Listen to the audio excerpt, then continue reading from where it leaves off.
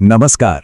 और आज हम सम्मान यानी रिस्पेक्ट पाने के पीछे की साइकोलॉजी को समझने वाले हैं।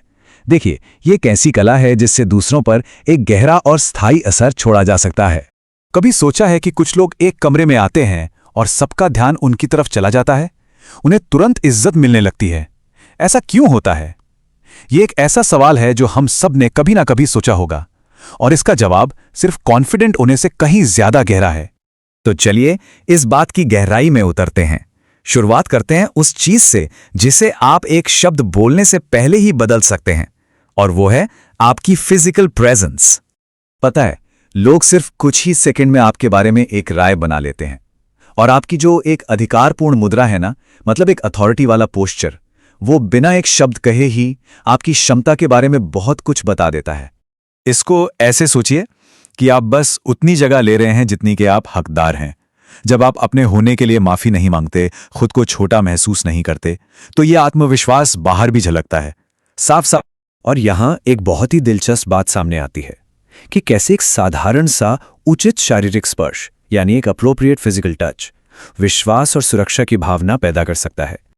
अच्छा, अब आगे बढ़ते हैं और देखते हैं कि ये सब चीजें हमारे दूसरों के साथ बातचीत करने के तरीके को कैसे बेहतर बनाती हैं। ये सिर्फ चुप रहने की बात नहीं है, बिल्कुल नहीं। ये सम्मानजनक रिश्ते बनाने के लिए एक बहुत ही जरूरी इंटरपर्सनल स्किल है।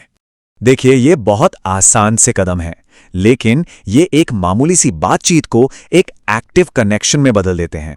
इससे सामने वाले को लगता है कि हां, उसे सच में सुना जा रहा है।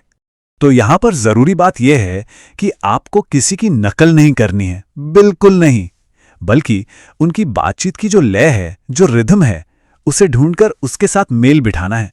और यह बात कितनी खूबसूरती से यह बताती है कि सच्ची तारीफ आपकी सुरक्षा को दर्शाती है, जबकि दूसरों की बुराई करना अक्सर आपकी अपनी असुरक्षा को ही सामने लाता है। चलिए अब एक बहुत शक्तिशाली बदलाव की तरफ चलते हैं। अभी तक हम दूसरों के साथ कैसा व्यवहार करें इस पर बात कर रहे थे। अब बात करते हैं कि हम खुद के साथ कैसा व्यवहार करते हैं। ये सच में गेम चेंजिंग सोच है। लोग आपको आपकी कमियों पर जज नहीं करते, वो इस बात पर जज करते हैं कि आप अपनी कमियों को किस नजर से देखते हैं। 8 माइल का वो आखिरी रैप बैटल याद है? वहां एमिनेम ने कुछ और होने का दिखावा नहीं किया, बल्कि उसने अपने बारे में जो भी बुरी बातें थीं उन्हें अपनाया और बस लड़ाई जीत गया। उसने अपने विरोधी से सारी शक्ति ही छीन ली। मतलब जब आप अपनी इम्परफेक्शंस के बारे में खुलकर बात करते हैं ना, तो आप ये दिखाते हैं कि आप डरते नहीं हैं, आप जैसे हैं वैसे दिखने से नहीं डरते। और यही चीज जबरदस्त आत्मविश्वास दिखाती है। जब आपकी कमियां आपको शर्मिंदा नहीं करती, तो कोई उन्हें आपके खिलाफ इस्तेमाल ही नहीं कर सकता। इसका एक बेहतरीन उदाहरण देखिए, ब्रैड पिट का एक अवार्ड शो में ये मजाक, ये जो आत्मनिंदा वाला मजाक है, ये उन्हें और ज्यादा भरोसेमंद और सम्मानित बनाता है। और यहीं से बात एक बहुत ही आकर्षक और कह सकते हैं एक उल्टे मनोवैज्ञानिक मोड़ पर आती है। तो इसका मतलब क्या हुआ? मतलब ये कि गलती करना हमेशा बुरी बात नहीं होती, बल्कि कभी कभी तो ये एक फायदा भी हो सकता है। अब यहां आती है सबसे दिलचस्प बात। अगर कोई बहुत ही काबिल, बहुत ही कॉम्पिटेंट इंसान कोई गलती करता है, तो लोग उसे और ज्यादा पसंद करने लगते हैं। ऐसा इसलिए क्योंकि वो परफेक्ट नहीं, बल्कि ज्यादा मानवीय, ज्यादा हमारे जैसा लगता है। लेकिन अगर एक औसत व्यक्ति वही गलती करे, तो उसे कम पसंद किया जाने लगता है। तो ये एक बहुत शक्तिशाली सवाल है ना, कि क्या एक छोटी सी सही समय पर की गई गलती आपका गुप्त हथियार बन सकती है?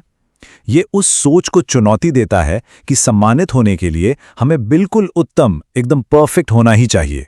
तो चलिए, अब तक हमने जो भी बातें की हैं, उन सभी विचारों को एक साथ लाते हैं एक स्पष्ट और काम आने वाले सारांश में।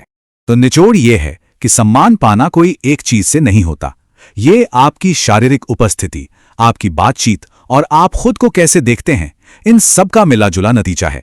तो आखिरी सवाल यह है कि असली सम्मान एक फ्लॉलेस स्ट्रैटेजी से मिलता है या फिर मौलिक प्रामाणिकता यानी एकदम सच्चा होने से? शायद जवाब दोनों का थोड़ा थोड़ा मिश्रण है। और यही वो सोच है जो हमें ये विचार करने पर मजबूर करती है कि हम इन सब बातों को अपनी जिंदगी में कैसे लागू कर सकते हैं।